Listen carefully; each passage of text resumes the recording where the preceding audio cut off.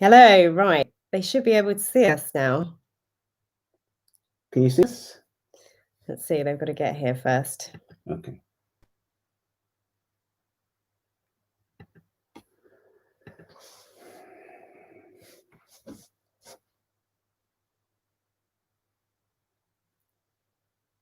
Oh, one person's here. Two people. Can you see us? Can you see us? Hello, hello, chums. We're broadcasting to somebody, I think. Hello, hello, hello. It says say something.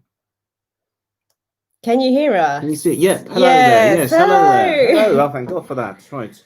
We have three people called Matthew. That's amazing. This is good. This is great. We've got the record sleeve. That sounds fun. Oh, that's Chris Stratton. The record sleeve. That sounds interesting. Do you own a record shop, Chris? If you do, I'm coming around there post lockdown. It's Chris Stratton. I know, right? It's the record sleeve. It sounds great. That's the sort of thing I want to look at. Anyway, hello, playmates, I should say, shouldn't I? Hello, chums. Hello. I'll put Arthur Askey down. Not as in a veterinary way, but I'll put him on the table here. There we go. Right. Okay. Hello, darling. Right. Pleasure seeing you here. Oh my gosh. I was saying before we started, it seems months ago since we last did this. It's only been a week, hasn't it? I know. We've done quite a lot, bizarrely, in lockdown. I hope you had a great Christmas. Mm. We had a fantastic time, just the two of us. And we're still talking, as you can see, so that's always good. Anyway, yes. Right, I just reading this back. It says, no, it's a strange name I thought of. Wish I had a record shop. Oh, okay. Record Street's a brilliant name. I like it. Okay, right. People are joining. I'm okay. So sorry. We're having real technical issues with YouTube. Hopefully by the time we do one more show, if not, we're going back to Facebook. Oh, yeah. No, I like this. This is nicer. I mean, this was genuine because as I was saying, if you heard the sound only, I haven't got a clue how this works. I'm a Luddite. I just about get by. But Jem works all this out, and she tells me that YouTube is better because more people can see it, right? Yes. Yeah. So more people are able to access it. So that's good. So I always like to play to a bigger audience if I can. I haven't done a live show since March. I mean, not these. I mean, in a theatre show. So it's been a long time. March 15th, in fact, wasn't it? I think. Oh gosh, anyway, I know. Yeah. So the premise of this show, we're going to round up the year. We're going to talk, of course, about comedy, because that's what we're here to do. Comedy is the answer. This year, comedy is the answer. What's left of this year? But first of all, Robert, Christmas. What did you get for Christmas? You know what I got. Anyway, no, I was watching this. This is a present. I got some lovely. I was spoiled rotten. I have to say, I was spoiled rotten. I got some lovely comedy things. My good friend Alan Coles, who sometimes pops onto this, but Alan got me amongst many other things. You're very naughty, Alan. We take it alternate years, so it's my turn next year. So no pressure. But one of the lovely things that Alan Coles got me was this Arthur Askey annual. Now I can guarantee no one else had that for Christmas this year. I can pretty much guarantee no one's had this for like 80 years. This was Christmas 1939. This came out, and I am actually reading it. I swear to you, it's brilliant. It's Arthur Askey and Richard Stinker Murdoch, sort of bandwagon radio time, and this is lovely. And some of the illustrations in here are just terrific. Anyway, so yeah, that's one of the things I got. So which I was reading before we started this. It's unputdownable. I love it. I love it. Anyway, yeah. Okay. Anything else? Well, you want to show this thing? I do. This was my special gift. We were watching the carols from King's College, weren't we, on Christmas Eve?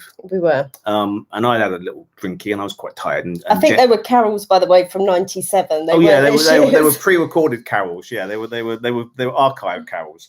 And this was my gift, which I have been aware of this existence of this beauty, but I now have one in my little hands, and that's a miniature Marty, which I'm very, very pleased with. So thank you, darling. The idea came from Robert Simpson, who got one. If Robert's watching, hello. And there's also a Peter Boyle creature and a Gene Wilder Dr. Frankenstein as well, which I would love. But Marty is obviously the one closest to my heart. So there he is. He's now part of the Comedy Cottage archive. So thank you. I love this. Okay, Matthew K says, I got the Ain't Half Hot Mum DVD box set for Christmas, which is brilliant. We got that a few months ago.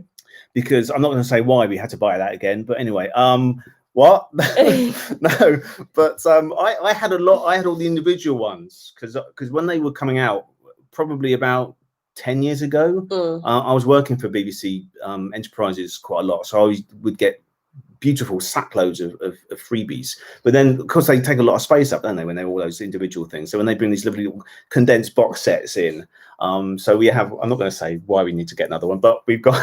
I will say, What you would say. Okay, fine. I gave mine away. I had a copy and I gave it away to a charity shop when I moved abroad. You can be replaced. Anyway, yeah. I didn't know you at that point, though, so there we go. I would have left it with you for safekeeping. We've got another one, yeah. My dear friend Chris Mitchell, who played lovely boy.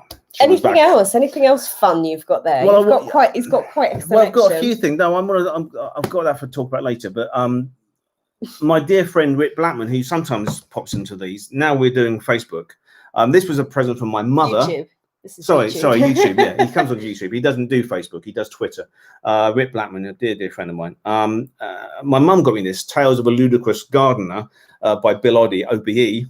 Oh yes, and very sweetly inside she's put in here. She's inscribed in it. Dear Robert, enjoy this book. It looks an interesting read. It does. I'm hoping that Bill has not given you a copy. No, he hasn't. So there you go. Cheers, Bill. No, I'm joking. It looks lovely. It's about all the gardens that Bill's had over his nearly 80 years now. And I'm actually here also inside here. I mentioned Rick Blackman because talking to Marty Feldman, I got this in the post, and he's a little bit curled because he's got a bit damp, but he's unharmed. Can you see that, folks? Yeah, it's a little signed Marty. I've got two previous. I've got a 1970s Round the Horn script book signed by Marty and Barry Took, and I've got a mid 70s Hollywood era Marty signed, and a bit. There's comedians and comedy actors who I collect everything of. Marty is one of them. Sid James is another one, and Max Miller is another one. So I've got about 7 or 8 different signed photographs of Max Miller and Sid James. So if a different image and it's signed, I want it basically in the comedy cottage collection. That's hard to say with old Steve. Anyway, so that's a small selection of things. As I say, I've been very, very spoiled, and it's been bizarrely enough, we were talking to my family and your family on Christmas Day on Zoom, and although we've all lost people, and the numbers are horrendous, and we'll mention other people in this hour or so we'll do the show, but it's been a particularly good year for us, hasn't it? I mean, I think this has been really good fun. Yeah, this has been really good fun. We've had projects to do together, the Core magazine and all that. So it's been a horrendous year in lots of ways, in all sorts of ways, and we've all sort of struggled to get through it. But we're only 2 days to go now, folks. And then we're through 2021 will year. be fantastic. I'm not going to do the Boris Johnson. This is going to be a great year for Britain. January the 1st this year, which obviously was anti-prophetic. But anyway, yes. And also, while we're talking gifts and things, because I know some questions are coming in, and we've had some great questions come through from the Instagram account, Facebook accounts, Twitter. We're everywhere. We are. It's good. The first card I just want to share, because I think this is really, really important. It's actually from the Actors Benevolent Fund.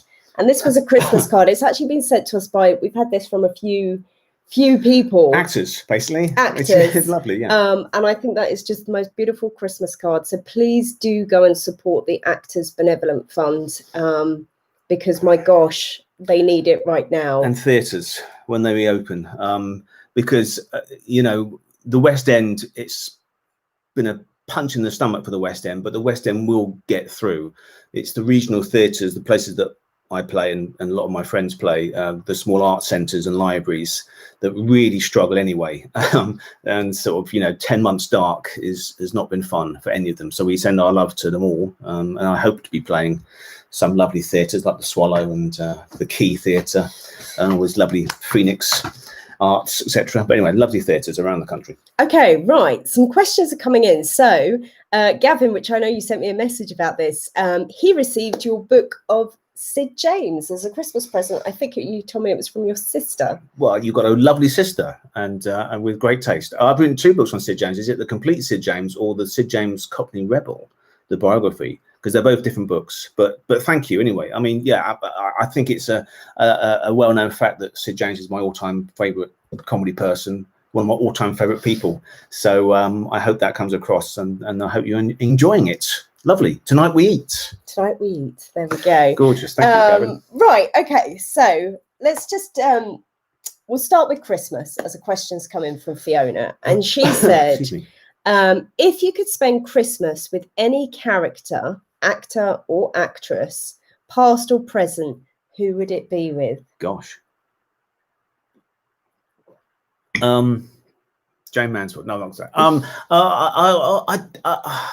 You want someone fun, don't you? I mean, I mentioned Sid James. Sid James always said Kenneth Connor was the person, and all the people he worked with over the years. Kenneth Connor was the most relaxed and fun and vivacious person. He always said if he was locked up in a cell, it would be Kenneth Connor he would choose as his cellmate.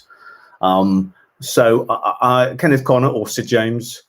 Funny enough, W.C. Fields. Now, if you follow, please follow. If you get the newsletter, most of this stuff is free. Today is free, obviously. The newsletter every month is free. We do a daily comedy, Twitter, Instagram, and Facebook. On Christmas Day this year, it was W.C. Fields, because W.C. Fields died on Christmas Day, 1946. And he was if you don't know who W.C. Fields, I'm sure you do, but if you don't, he was a 1930s and 40s American, vaudevillian American film star, who was known for being curmudgeonly and grumpy, and sort of a Grinch, basically. But he actually quite liked Christmas. I think that was all part of an act. He loved the booze, did W.C. William Claude Duckenfield was his real name. And he would send out Christmas cards in the 30s. So for a person who professed to hate Christmas, I always think he probably quite liked it. So I think he might be quite a laugh to spend Christmas with. Get a couple of bottles of Scotch in. I don't know. I don't know. Fiona, actually. I'd like to spend Christmas with Fiona again. That'd be quite nice. We'll do that hopefully next year. My sister Fiona, not just any random Fiona. No, it's a hard one. How about you? Who do you want to? Not just comedy, anybody, any celebrity, any politician? No politicians. Not a politician. No, that would be too boring. It's a really hard question. I mean, it's kind of like, who would you have as your 10 dinner people party? Yeah, it's impossible, isn't at a dinner party? Yeah. I suppose, actually, I know who I'd like to spend Christmas with. If we're just talking about Christmas, I think Hattie Jakes, because she was notorious for having great parties. Yes, she was. And Kenneth, and that was another Christmas This was from gift. your mum. Thank you. Yes, Fiona.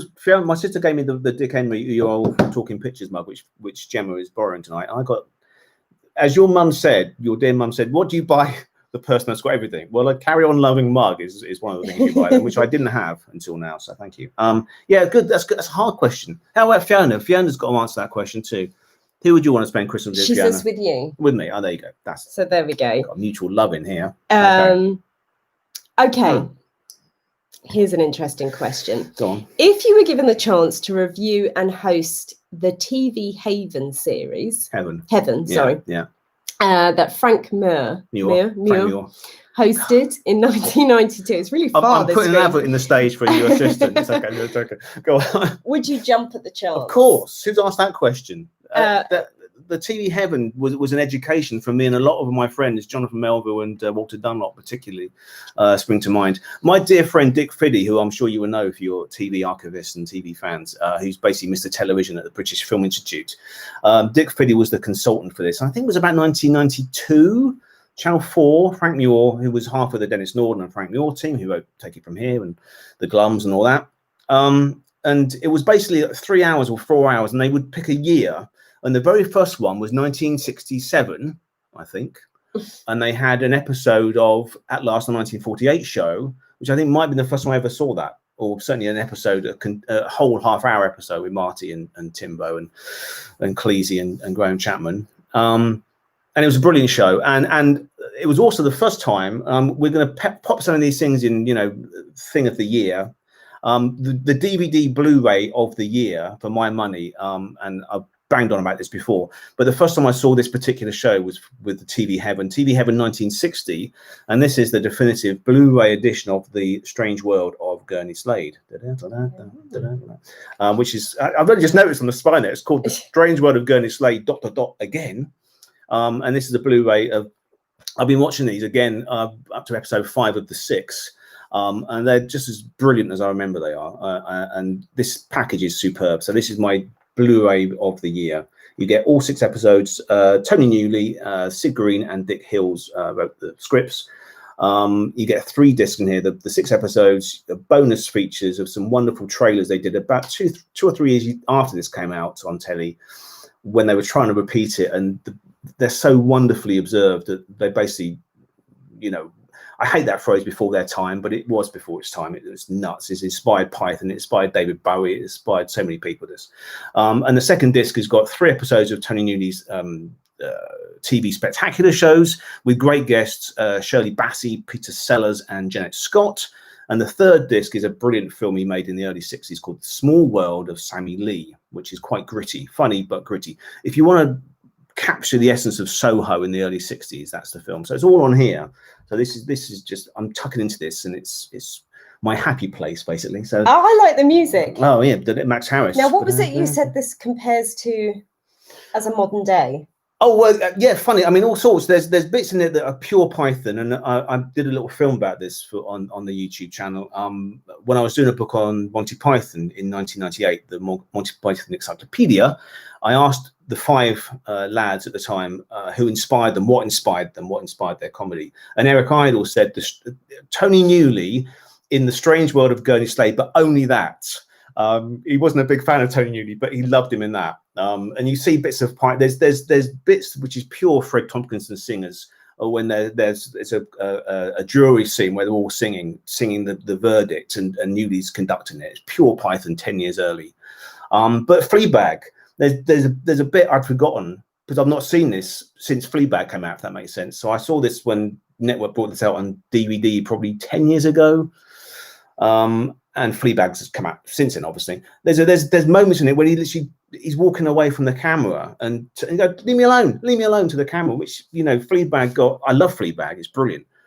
But that got plaudits for it reinventing television, and Gurney Slade was doing it 60 years early.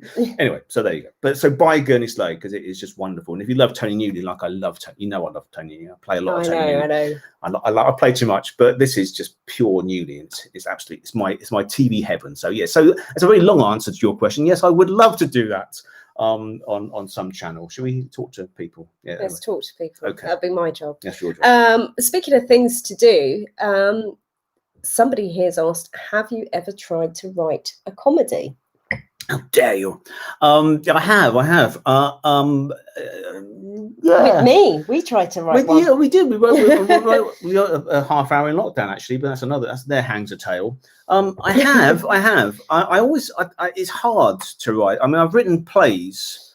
We'll come to Marty later, but I've written Doctor Who plays with jokes in them. I wrote a play. Oh, we're going to mention some of the people who sadly passed away this year, obviously. And Roy Hudd was in one of my Doctor Who plays playing Max Miller, his great comedy hero. And we miss Roy horrendously, of course.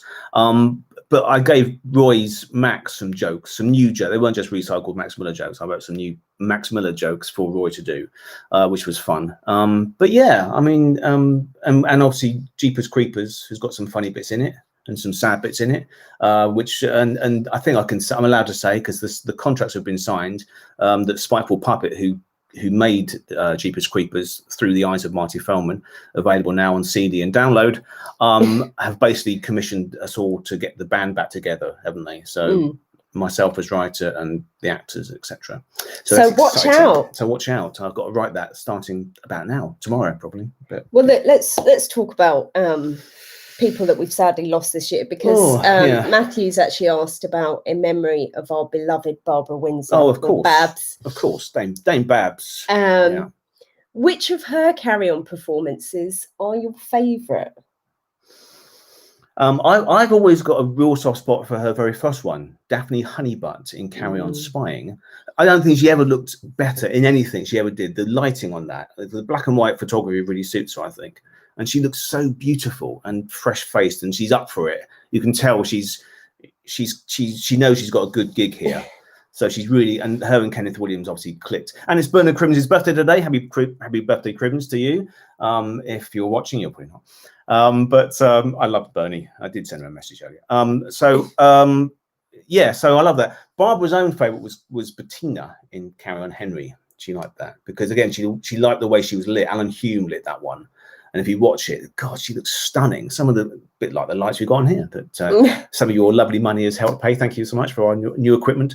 But yeah, I mean, obviously it was awful that she suffered so dreadfully towards the end. But I mean, yeah, she was lovely. I loved her. She was very, very supportive and very engaging and naughty. Yeah. Okay, and also not forgetting Rosalind Knight, who was also very naughty. I loved Rosalind Knight. Yeah, that was bizarre. That was a bit more of a shock actually, although she was older, because she was so feisty and fit and still working. And working, yeah. So we worked together quite a lot on conventions and things, and on documentaries for telly. And she was a right laugh. Because before I met her, I thought she'd be quite severe because she's quite haughty in Carry On Teacher. And she's really quite unpleasant in The Only Fools and Horses. And she's, what is one that she's into? Hullenback. Not Hullenback. Jolly Boy's Outing.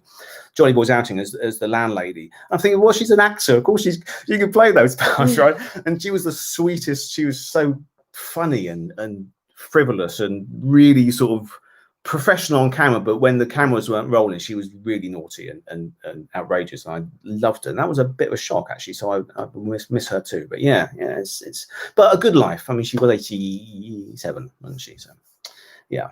Oh, bless her. And we've also lost, I think at the start of the year, we lost, of course, Terry Jones. Well, now you're talking, aren't you? Yeah, one of my dearest friends, Terry. Yeah, again, not a surprise, but awful. Anyway, yeah. Yeah. So, well, I mean, we got to plug the book, Forgotten Heroes of Comedy, which was mine and Terry's project for like 20 odd years. It was Terry's fault, Terry's idea in 1998 when I first met him, when I was doing the Python book that I mentioned at the top of the hour.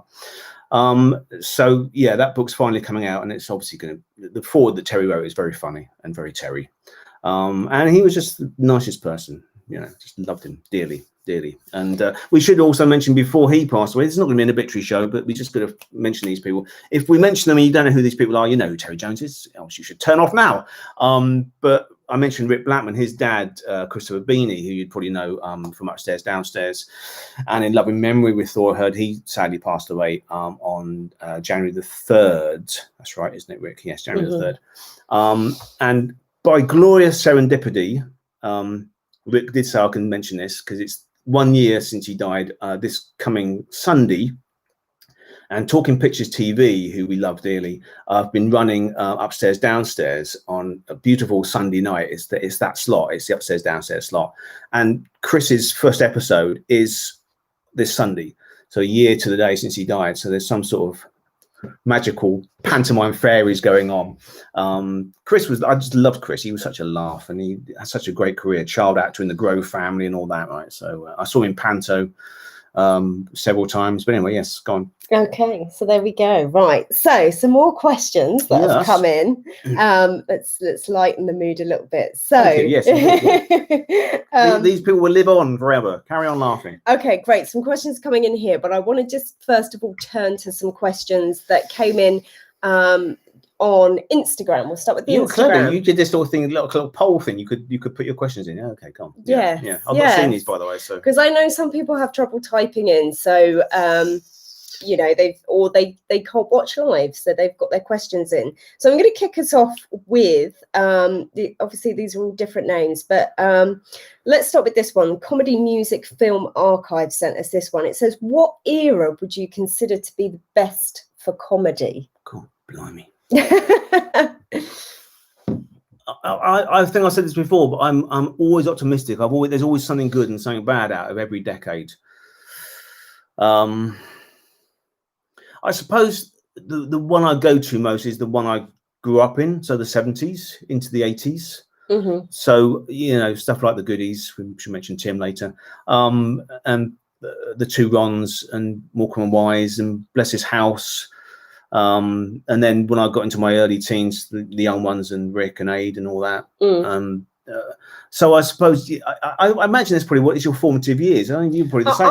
I would say the 80s, mainly because I remember a lot of the Croft and Perry stuff. There you go. But the stuff you watched when you were a youngster, right? Yeah, the start of, which has just been mentioned actually by Fiona, the start of Only Fools and Horses. Of course, your dad's favourite. People even forget that Red Dwarf, I think, started in 89 or 88. Yes, yeah. Late 80s. Yes. Which and I loved. Lord, of course, you love that. We're planning for those again. Yes, I think it's like your first Doctor Who or your first James Bond.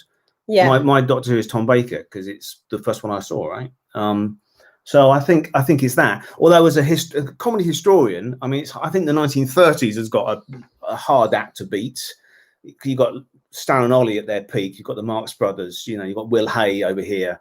Max Miller I mentioned before. So the 30s is also an era I love. George Formby, and if you'll get the newsletter. Subscribe to the newsletter; it's free. But I'm writing another article for lovely Infinity magazine. Alan Bryce, our dear pal, and that's George Formby coming out next week, isn't it? So I love George Formby. And Mother Riley. I love Arthur Lucan and Kitty McShane, and all that. Arthur Askey. Someone said "Good Night, Sweetheart," or is that 90s? I think that's 90s, the 90s because I remember that much more clearly. Yeah, 90s, absolutely. I love that too. Also, the revival of "Good Night, Sweetheart" was great too. We were talking about that on one of the Facebook posts, I think, a week or two ago. But yeah, no, like I say, there's good stuff and bad stuff all the time. But I think my go-to decade, purely with my heart rather than my head, will be the 70s. Would you say that for the Carry On movies as well? 60s probably for the Carry Ons, but my favourite, the best of the 60s, my favourite of the 70s. I think Abroad is my favourite. I love At Your Convenience. I love Loving. So I love Carry On. I was going to say I love Dick there. I love Carry On Dick. But then you see, I started thinking about the 50s and stuff that my dad taught me about, my mum taught me about, like the Goon Show and Hancock's Half Hour and the Navy Lark and all that. So it's all good. There's no right answer there, but mine is the 70s. Okay, right. This is one from Francis that's come in, which is an interesting question. Francis, King of France. Francis, King of France, actually my cousin. Oh, your cousin from? Oh, yes. If you're watching, hello. He's good. I think he's an aspiring film historian. Well, Jen was reading your top 100 films of the century, last century, which I was sat in that chair there thinking, yeah. What? Okay, he's got some good taste, the boy. So yeah. Okay, anyway, yes. Right. So his question is, why are there so few really stand out British sitcoms now? Well, once they were in abundance. That's about. I think there are some standout British sitcoms. And this is from a young person. Yeah, I mean, he's only about 12, isn't he? What is he? 20 something. I mean, okay. I don't know how far you want to go back, but I'm saying the last sort of 4 or 5 years. Is that modern enough? I mean, was that too old? He's 13. No, okay, thank you. Yeah, I mean, I'm thinking about Derry Girls. I think it's brilliant. This Country is brilliant. Home. Have you seen Home? Rufus Jones. Writer and actor in Ghosts. that. Ghosts is great. But will they stand the test of time? Man Down, that's not too old, is it? Man Down, that's this century, isn't it? Rick's Last Thing with Greg Davis. Will they stand the test of time though? Well, yeah, I don't know. Who knows? I mean, I think there's a reason why.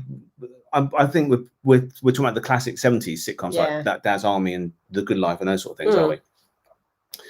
There's a reason why they're popular still.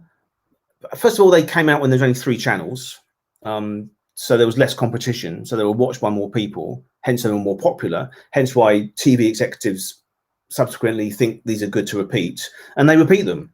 So there's never a week goes by hardly without Dad's Army on. Not that I'm complaining, because it's great, but it's always with us, Dad's Army. I think whether you love or hate this, and there's a lot of debate around this. I mean, Mrs. Brown's Boys has done very, very well. Absolutely, yeah, absolutely. Whatever your opinion is, it's all right. It's good. It's good.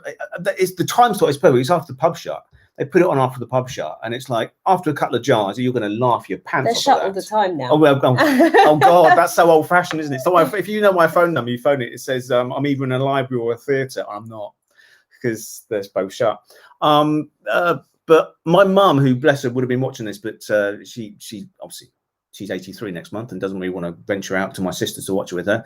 But she's watching Car Share, which I bought her for Christmas. Now, Car Share, Peter Kay, is just brilliant. So there's a lot of good modern comedy out there. There really is. Into Number 9, it's sort of borderline comedy. Reece Shearsmith and Steve Pemberton, which is basically a sort of tales than expected, but laughs. Really, it's very, very black comedy, as you expect from half of the League of Gentlemen. So yeah, there's great. I mean, but as I say, I think, and there's stuff that hasn't been repeated for a while. I mean, for example, Hancock's Half Hour. I don't know whether Francis is familiar with Hancock's Half Hour. When I was a kid in the early 80s, they were repeating that from the 50s on telly, prime time, BBC, repeating that, and I would watch it, and think, oh, this is great. I doubt they'd repeat black and white Hancock's Half Hour now on prime time telly, but they would put on Only Fools, for example, or Keeping Up Appearances is one. Funny, the one they don't repeat is Last of the Summer Wine. I'm surprised why, because that ran for nearly over 30 years. And that was certainly one I grew up watching. I remember that being on a Sunday most generations. all the time. It started in 72 with a comedy pilot and didn't finish until 2010. So that was 30 odd years. Well, anyway, but yeah. As you're mentioning Hancock Half Hour. Stone me. What do you think is the best radio episode? Was another question that came in. Oh God! My iPad is full of 44 half hours, which I picked purposely because he died at 44. I'm that sort of person. Which even then is got episodes I'm missing on there that I really want to put on there. Sunday Afternoon at Home, possibly. Although I think my favourite was probably The Wild Man of the Woods. Wild Man of the Woods with Kenneth Williams as the Wild Man. And I'm not right now. It's so good. And I like Julian and Sandy. Oh, round the horn, you see. Back to Marty again. Marty and Barry about that. I love that. Yeah. Well, Kenneth is probably the greatest radio comedian of all time. I think Kenneth Williams. Okay. Another question that came in was, what is your opinion of O Dr. Beeching? I like O Dr. Beeching. Yeah, which is interesting because we said we've just done Heidi High and we're halfway through You Rang My Lord. We've paused for Christmas, and you keep trying to persuade me that we're going to watch O Dr. Beeching, which I would like. You've seen it, haven't you? I saw it when it came out, but Jeff's in it, Sue's in it, Mates Farrar are in it. You're going to love it. Paul Shane. Paul Shane, again, having watched Heidi High, I don't think I've actually seen Heidi High all in sequence. Obviously, I saw them all when they went out, or sometimes they went out, and maybe I caught up on tape or something. But having watched them all, quite a chunk, didn't we? We whizzed through those, didn't we? You forget how bloody good Paul Shane was. Oh my God, I'm getting goosebumps. He was so good as Ted Bovis, wasn't he? All of them are brilliant. I mean, Jeff's superb in it as Spike, and Simon Cadell and David took over. But Ted, my God, Paul Shane's performance as Ted it's breaks your heart. You love him because he's such a crafty swine, and then he breaks your heart. He's such a good actor, Shane. He really is. He's not just a club comic. He was a great actor. So you're going to watch O Dr. Beeching and like it. Right. Going back to Last of the Summer Wine. Yeah, I love it. Said, okay, this is Gavin's asked, is it true, or did you and Maurice Bright appear as extras in the episodes with Compo's funeral? We were in several episodes, actually, me and Mo. We wrote a book for the BBC called The Finest Vintage. I like that title, The Finest Vintage, which we were on location. We should plug Core Magazine later because Jemmy's just done a Twitter account for Core Magazine. But I've just been writing an article because next month would have been Frank Thornton's 100th birthday, and February would have been Peter Sallis's 100th birthday. Now, I'm probably can tell, but I've done a piece about Peter Sallis for the Best of British magazine. I'm just yesterday written a little personal memory of Frank and Peter and myself when they were doing Summer Wine, because and I will give you a little sneak preview of that. We were in about, I think, 4 or 5 episodes, me and Mo. Definitely Compo's funeral. We were in an episode with Bill Owen in it, because Bill sadly passed away in between. They did blocks of 10 episodes in those days, and I think he died after doing 4. And they were doing the Millennium Special, which is a beautiful special. Our Last Pigeon and Post, it was called. Really poignant, sort of Great War reflective episode. And Bill Owen was so brave. He was very, very ill, but he would soldier on, and he was literally just sat on the chair until Alan J.W. Bell, the director producer, would say, okay, and he would get off his chair and go and do the scene and be brilliant, you know, stardust and brilliant, and then literally cut and sit down again. And all his effort to do like 30 seconds, but he was so professional. I've never forgotten how brilliant he was at that. And Salis and Frank were very helpful to Bill. But we were in a scene, me and Maurice were in a scene, and it's a pub called the White Horse, I think, Jackson Bridge in Yorkshire, West Yorkshire. And the exterior was what you see on the show, but also the interiors were shot in the pub, because the landlord who you see in it was the real landlord who ran that pub in the late 90s. So we're sat, and the beer was real. It's one of those showbiz beer glasses where basically most of it is hollow, most of it is rather glass. So the beer is real, but it sort of just goes around the edge. So you probably get like a thimble full in a pint glass. But we're getting these pint glasses, and we're just sitting there drinking for about 4 hours, watching Salis and Thornton and Bill Owen. I'm thinking, this is talking about childhood. This is, are you being served? And, you know, and Wallace and Gromit sat in, and the Carry-Ons sat in front of me. So yeah, we are in a few episodes. It's in the book, I think, because we do like a diary. Me and Mo do a diary on the day of the Compo funeral. I think the shooting schedule of when you have to turn up and very early and all that. So yeah, that was happy days. I mean, that was what a cast. That, I mean, my gosh. Yeah. Thora Hird, and they brought Dora Bryan in, and Stephen Lewis, Christopher Beanie was in it, was in it a few episodes, and Trevor Bannister, Mike Grady, all these wonderful sitcom actors. Gene Alexander, Hilda Ogden from Corrie came into it, who was wonderful in it and beautiful. They've all gone now, aren't they? Gene Ferguson and wonderful people. Anyway, happy days. Thanks for that. Reminded me. Okay, another question that came in. I'm going to try and remember it. But you do know that you remember this question because we talked about it. It's from Steve Mullin. Now I know Steve's having trouble with the live chat. Oh, yeah, so Steve. Okay. He gave me a question, and I'll try and relay it as best I can. He said, "What is your opinion of the colorization of black and white films?" Yeah. I think that's correct. Yeah, colorization of black and white films, and I'm presuming you mean comedy, but I mean, I wrote a letter to the Times when I was about 18. That's a nerd I was, because I got really annoyed about it, and I'll tell you, I'll keep this brief because I've been ranting to Jemmy all day about this, all day for about half an hour. The one, as it's Christmas, the one film, I think the first film they ever colorized was "It's a Wonderful Life," the Jimmy Stewart, Frank Capra film, which is obviously a brilliant film, and that's a black and white film. It was made by Frank Capra as a black and white film in 1945-46. They had color. You can make films in color in 1946 if you chose to. 20 years earlier, I mean, even before sound, they had color, two-tone Technicolor. Even before sound, 1925, was it 24? They had tinted stuff, even in the 1920.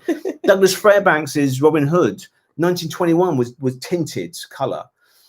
Errol Flynn's Adventures of Robin Hood, 1938, glorious full Technicolor. So they had color. So he chose to do it in black and white. He chose to do it in black and white for a bloody reason. So don't muck about with it. And there's a Christopher Guest film called The Big Picture, which is Kevin Bacon's in it as a sort of like a young filmmaker going to Hollywood to make his fortune, and it's peppered with great guest stars. John Cleese is in it as a sort of bartender, American bartender, and Kevin Bacon goes in and orders bourbon or something, and he's watching, and on television is It's a Wonderful Life in black and white, and he's watching it, and it's that scene when Jimmy Stewart's, it's snowing and he's lost everything, and it's, oh god, I hate that film. I love that film. It makes me cry every time I watch it. But then he's watching it, and then Cleese sees it, and he bangs the television, and it flickers into color, and he said, "That's better," and then walks off. And about the same time, 1989, 1990, Gremlins 2, The New Batch, Joe Dante, one of my favorite lines in any film. It's all set in like a sort of big supermarket thing, like a sort of precinct of shops. And there's a sort of tannoy announcement. And the announcement is, showing tonight on television on Channel 9, Casablanca, now in full color with a happier ending. And it's like, you don't muck about with movies. I'm sorry. I had this conversation. I didn't tell you this. I had this conversation with Lee Mack at one of the slapstick comedy festivals in Bristol, which I love. If you followed me, please follow Slapstick at Slapstick on Twitter or Facebook, Bristol Slapstick. And this would have been about always January, not this year, not next year, alas, but this year we did have one. This would have been probably 2 years ago, and I this is how crazy my life gets. Lee Mack had done a show about Lauren Hardy, and I followed him interviewing Jason Donovan about the Rocky Horror Show on the stage of the Colton Hall, not called Colton Hall anymore, but whatever they call it now. And after my show, which was the last show of that day, they showed the movie, and I didn't stay for the film. So me and Jason went home, I think, and then we went off for a curry. So it was Chris Daniels, the brilliant Chris Daniels, who runs Slapstick and is the head honcho and just a master organization. And it was me, Ronnie Golden, who you know from The Young Ones, playing Buddy Holly and working with Baz Cryer a lot. Lee Mack, Barry Cryer was there, Graham Garden, and Bill Oddie, I think. How's that for a dinner party? That's quite a good dinner party. Anyways, and Lee Mack was saying, "Go on, Rob, what's your opinion about this colorization?" Because he's got all the Lauren Hardys in color. And if you get the box that I've got, you get them in black and white and color. You can't choose to have not the color versions. And he made a very interesting point, because he was saying, I don't see the problem with it. I said, well, they're made in black and white. He goes, yeah, but they were color when they made them. Lauren Hardy were in color. And I said, oh, yeah, I know that. I'm an idiot. I know that. He said, but the one thing that's fascinating when you watch them in color is that Stan Laurel had red hair. He had red hair in real life. And they give him red hair when they colorize it, which I think is quite a nice touch. And I said to him, I said, that's lovely. And I think if it introduces kids to watch Lauren Hardy, if your kids say, I'm not going to watch black and white, I'm not going to watch black. If they watch it and it's in color and they love Stan Laurel, then that's a good thing, I think. But me personally, I'm against it. But the only thing I am in favor of colorization, if it's black and white television, which was made in color. So yeah, funny. Like, Lawrence, Are You Being Served? Dad's Army, they've colorized some, but they were made in color. So the Are You Being Served Comedy Playhouse, people far more intelligent than me. There's color codes when you run VT videotape. There's color codes which you can duplicate with colorization. So some color TV shows only survive in black and white. Some early John Pertwee Doctor Who, for example, only survives in black and white. It was shot and broadcast in color. So that I'm all for. Some of the Steptoe Sons we watched. That's exactly what's just come through. Series 5 and 6 of Steptoe, which was shot in color and broadcast in color, only survives, apart from I think 2 episodes, survives in black and white now. I'm all for that being colorized. Absolutely. That is reinstating what should be. But as an archivist, if it was made in black and white, why was Raging Bull made in black and white in 1980? Martin Scorsese could have made that in color. He chose to make it in black. Spielberg chose to make Schindler's List in black and white for a reason. So there you go. Apparently, Orson Welles asked on his deathbed, "Please do not colorize Citizen Kane." So there you go. I'm going to take up Orson's "Please do not colorize," nor indeed Carol Reed's The Third Man. The Third Man wouldn't work in. It's shot with shadows. That's the whole point, you know. Anyway. That's a long answer. I'm so sorry. You could do a whole hour on that. Maybe next time. Anyway, go on. Yeah, the level of geekness there just rose a lot. Just passion. That's all. Okay, so let's just go through a bit of what do you think out of all of this year? Yes. What would be your one thing you recommend people to watch? Oh gosh. Or your most memorable thing? I think for me, in terms of comedy, comedy, go on. I think they did The Big Night In. I thought that was a great. That was fun that night. Yeah, that was lovely. Yeah, because Dawn, they did some new Vicar of Dibley's for Christmas, and Dawn did that for that, didn't they? And David and Matt did some Little Britain. Quite problematic now, Little Britons, but they did it beautifully, and they did it very makeshiftly in 2 different locations. So yeah, it was good fun, that wasn't it? Yeah, I like that. I mean, I think. Hats off to people that have tried. My God, I'm sure we might mention on one of the social media, we were going to go and see a panto on Boxing Day. The dream team of Basil Brush versus Debbie McGee. Alas, it ran from, I think, 6 performances before the government restrictions had to close it. People have tried so hard. Basil Brush got COVID. Basil Brush got COVID, I know. It's a puppet. It's not a puppet, it's a real thing. But yeah, it's hard. I'll tell you what I was going to do. I was going to name my person of the year, and it's not Gemma, although she's been brilliant, and she's been my personal person of the year. But my person of the year for this year is Michael Palin, Sir Michael Palin. And I'm not wearing this because I'm going to do Lumberjack song, but I can if you want later. But I'll tell you why. There's a couple of reasons. First and foremost, the series that Michael did, the travels, the recollection of travel, that has been brilliant, because both myself and Gemma love traveling, and to not be able to travel has been awful. So to vicariously watch Michael go along the Himalaya, or do the pole to pole or something, it's just been beautiful, hasn't it? Those Sunday night shows have been just gorgeous. And I mean, in terms of a book for him, yeah. I sat in a whole afternoon because it's his North Korean journal. And I did, as soon as I finished it, I said, I just feel like I've spent the afternoon in North Korea, which is there's an interesting place to be. Better places to be, but no. But and I think no, but he's such. I mean, and he's just a gorgeous human being. I mean, and if you couldn't love him anymore, I mean, he wasn't in this year's Wurzel Gummidge, but he was in last year's Wurzel Gummidge as the Green Man, the Crow Man character, really, who was brilliant, playing it like the It's Man from Python. But when Terry. Now, I knew Terry for 20 years. Obviously, Michael knew him for 60.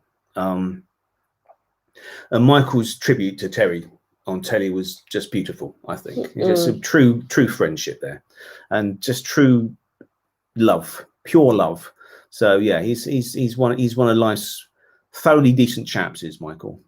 What do you think is your most memorable daily film? When we did, I think it was 78 Days on the Bounce. Yeah, we did, didn't we? And thank you to everyone who stayed with us through lockdown, watching those. That was fun. Well, that sort of saved us a bit, didn't it? Sometimes I mean, gave us a routine. Probably about 4 or 5 when we woke up and think, I don't really want to do it today. I think probably maybe 3 times I didn't want to do it, and you could probably tell. But most of the time I was really up for it, and it was lovely. I can't remember the most enjoyable one to do. I mean, that all started because Roy sadly passed away, and that was all the great ideas this year. Gemma's, seriously, Core Magazine was Gemma's idea to resurrect that from 20 odd years ago, and I was very obviously upset about Roy because he was a dear friend of mine and brilliant. And Jemmy said, rather than just do a Facebook post about it, she will film me doing a little thing to camera about Roy, which we did, and that was the first one. And then we just started just every day, wasn't it? It just seemed just a natural thing to do. I don't know why, it just happened. Because there was always something to talk about. I think there was always something to recommend to watch, and we were all locked down. I mean, tier 4 is lockdown, right? I mean, don't be fooled by that. So it's the same as if you're in London and the southeast as we are, then. But lockdown, it was horrendous. So I mean, our silly mission was to try and spread a bit of happiness and spread a bit of comedy, and because we were trying to keep cheerful, because it was tough. Because you were working virtually, you were teaching from my home, but teaching in Spain. I was trying to get stuff written, and my shows were being cancelled left, right, and centre. My cruises were being cancelled left, right, and centre. So it just was a focus, really. So what's your favourite film? Or what's the most memorable one? I'll tell you, the one I really enjoyed doing was probably one that no one's ever watched. Probably was the cooking one. Remember we did the cooking one? There was one when I was basically doing the daily film and I was cooking up something, I think. And then Jamie said, "Well, let's just do a comedy cooking with Robert." Was that what it was called? And I did Valerie Leon, a dear pal of mine, and we did a cruise together this February. The last cruise we did, the latest cruise we did together, Valentine's one for P&O. And Val had given me this vegan, I'm a vegan, surprise, vegan sort of recipe book, cookbook thing. And I was doing these like sort of duck wrap things, wasn't I? We called them the Valerie Wrap or something. And I really enjoyed that. I felt a bit like Keith Floyd, sort of like talking to Cameron, sort of like chucking things into a pot and whatever. So that was a fun one. Might do another one of those, but now we're doing these. And we do the occasional one. I mean, I love doing these. It's just me chatting, but yeah, good fun. What was your favourite book of the year you read? Oh gosh, what, apart from Forgotten Heroes of Comedy? No, you wrote that. I wrote that one. Yeah, well, I've been writing for 20 years. I tell you what, my favourite book of the comedy specific was It's All in the Mind, which was written by Julie Warren. About a writer called Larry Stevens. And you may not know who Larry Stevens is, but the book is just fascinating. He was a Goon Show writer, so a cohort of Spike Milligan particularly. And Larry Stevens, who died very, very young in the late 50s, and he was in his 30s, I think that's right, 34, 35, something like that. And he knew Tony Hancock really well. He wrote for the Army Game. So he sort of created the seed of Carry On. He was the birth of a lot of things, and he had an amazingly vivid, fascinating, dangerous war, like a lot of those great comedy people of the 50s did have. And it's a fascinating read. I mean, there's nothing that I didn't even know. And so Julie's written this wonderful book. It's called It's All in the Mind and published by Unbound. So that was definitely my book of the year, without a question. Love that book. Okay. So there you go. Album of the year. Gosh. Well, the ones, I mean, the new ones, Christmas albums. I'm playing Christmas. Sorry, I do love my Christmas songs. Gosh, I don't know, really. I've not heard much new stuff. What's yours?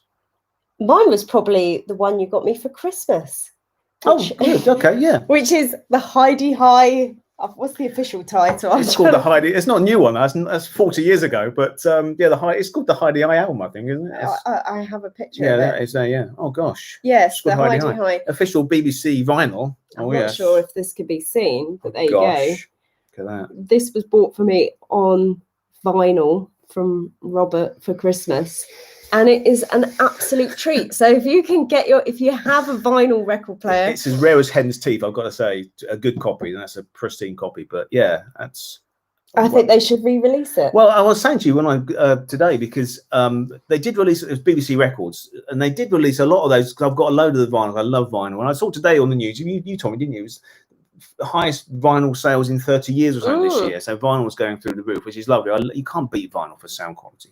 But I didn't have the Hi-de-Hi. I got you that one. But Enough Otman did an album too, which I think we played on one of the daily films. I think we did, yeah. Because Gorgeous George Layton was talking about that on one of the films. But the BBC Records did loads. They did Hancock, they did Porridge soundtracks, Fawlty Towers, and about 4 or 5 years ago they started releasing them on CD in the same covers, like sort of nostalgia covers, but CD quality.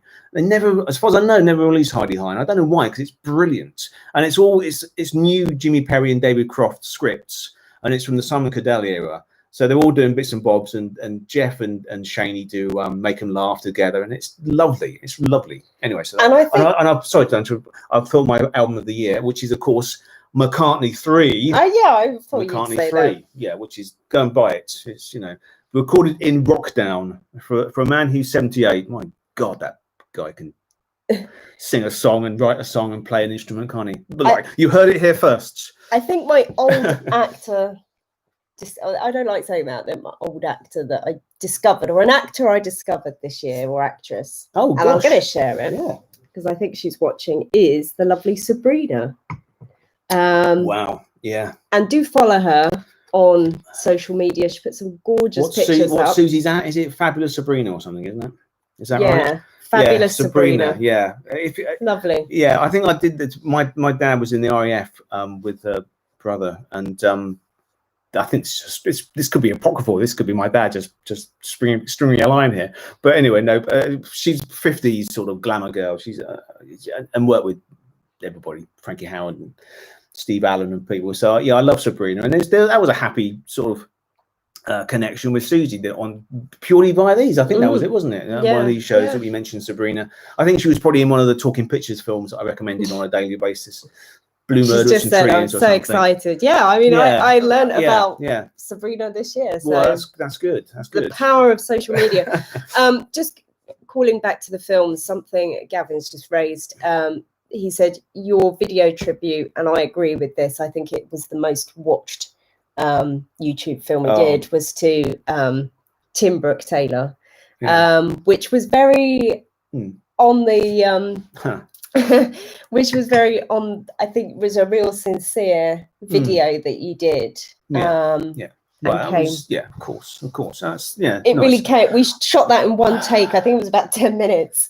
And really came. Well, yeah, because we heard it was Easter, wasn't it? Easter Sunday, wasn't it? And it's funny, we were about to shoot the video, and I got the news well before anybody. Well, obviously, family and friends and stuff, but before the media released it. Before the media released it, exactly. And so we were both in whether to do on a tour that day. And I said, no, just hold back. We'll hold back. And actually, no, I think we shot one, didn't we? We shot it. We shot it. But we held back with posting it. We shot it. That's right. We shot it straight away, and we didn't post it for ages and ages after. He was just sweetest bloke, Timbo. I loved him dearly. So, I mean, I almost didn't go to Slapstick this year because Terry had just died. Terry Jones had just passed away, and we lost Neil Innes a year ago today. I mean, I was losing friends left, right, and centre, and that whole generation.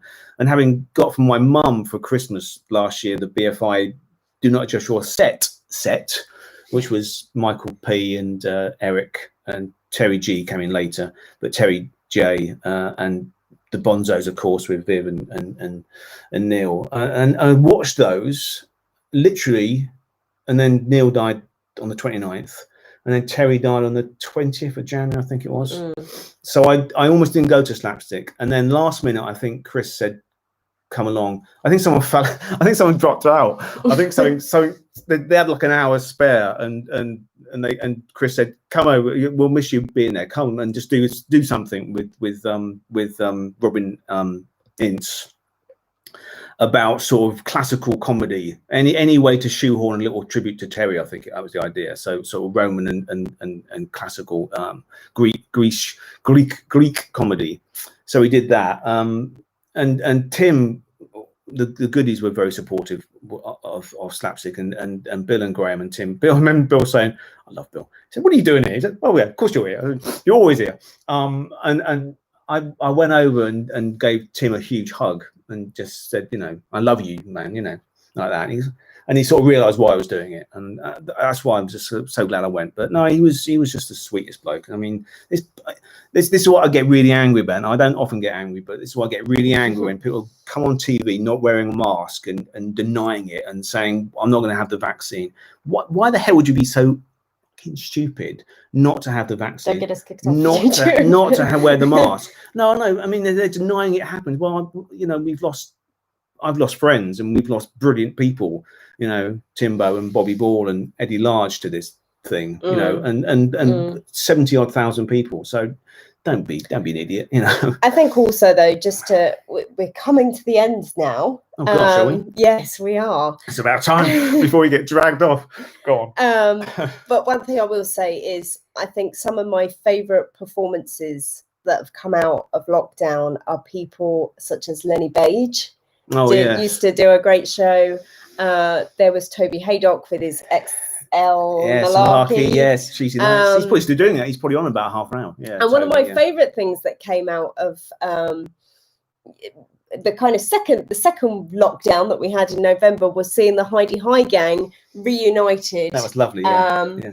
And that was so great. Well, there's been so many good people doing their bit, and again, don't be cynical. I mean, it's been tough for all of us, it really has. It's been tough for all of us, and somehow you get through it either by faith or by comedy or by anything, alcohol, whatever it takes. But it's been a horrendous year. But you just be positive.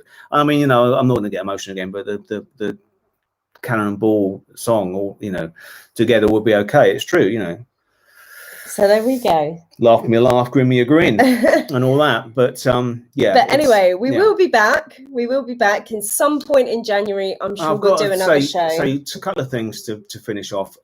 Mentioning people we've lost. We've got to mention our good pal Paul Perkins, who, although he won't be counted in the stats of COVID, I put that down as a COVID death, don't you? Yeah. Because of depression and whatever. And he came to my very last show, my latest show, March 15th, and he was a valiant supporter of these YouTube films, Tuesday night talks, and all that. He was a smashing bloke and loved his comedy, and is greatly missed. So we'll dedicate the next year to him as well. And I've got to say, you didn't ask me about my moment of the year. I've got to say, high up there is when you said yes to become my comedy bride. Which is hopefully, if all goes well, next year. So thank you for being so brilliant, Jemmy. You've been wonderful, and you've revitalized me and revitalized all this, and it's been down to you completely, all these live shows and YouTube stuff and the magazine and all that. And you just what's the app for Core Magazine now? So we have relaunched Core Magazine in case you missed it completely. I'm sure you haven't. And we now have Core on Twitter, which you can follow, which is at Core Comedy. And we're going to be releasing more magazines, digital magazine for the moment. We'll see how they do. And if you enjoyed it, tell your friends. As I mentioned, newsletter every month. January went live yesterday. Every month there's a free newsletter, so you just have to subscribe, and there's no people will call to try and sell you alarm clocks or anything, I promise you. And these shows are free as well, of course. So if you have enjoyed it, please, Core Magazine is £2.50. We get about half of that, but we write it and produce it because we love doing it. So if you want to even chuck us some money, what's the thing? GoFundMe, is that right? GoFundMe still working. Disgusting. GoFundMe's still working, which is paid for these lights and this new gear that we've been using to utilize to make these films more pristine and better quality. But if you want something back for your buck, then Core Magazine is £2.50. Come on, it's got an exclusive interview with Barry Cryer in it, which is talking about Christmas comedy which he wrote, Morecambe and Wise and Kenny Everett and Harry Seacombe and stuff like that. It's a lovely read, and Baz is just the godfather of comedy. So that's that. Or if you can buy Jeepers Creepers from Spiteful Puppet, I'll get a few quid off that. Or indeed you can still pre-order Forgotten Heroes of Comedy. And I think at the moment it's not gone to press yet. I hope it hasn't, because I've not written the photograph captions. You get your name in the back of the book up until about probably February, I would think. So that's that. So yes, and I suppose we've got to say have a great new year. Yeah. And we'll be here. We will be back. We won't be back next week. Someone's just asked, will we be back? Probably not, because we have to get back to work next week. Yeah, well, yeah. What's that? Oh God, yeah, work. Yeah. But we'll do. And if you've got suggestions, keep them clean. On Facebook or Twitter of hours you want us to talk about a particular book or a particular comedian, we will do anything. If it's within our powers, we would do it. So should we do one? I don't know. We'll talk about it. We'll do a January one for sure. We'll do one in January. Yeah. Okay, darling. Okay. Perfect. All right. Right. So it's good night from him. And it's good night from me. Good night. Happy New Year. Happy New Year. Thanks for watching. Take care.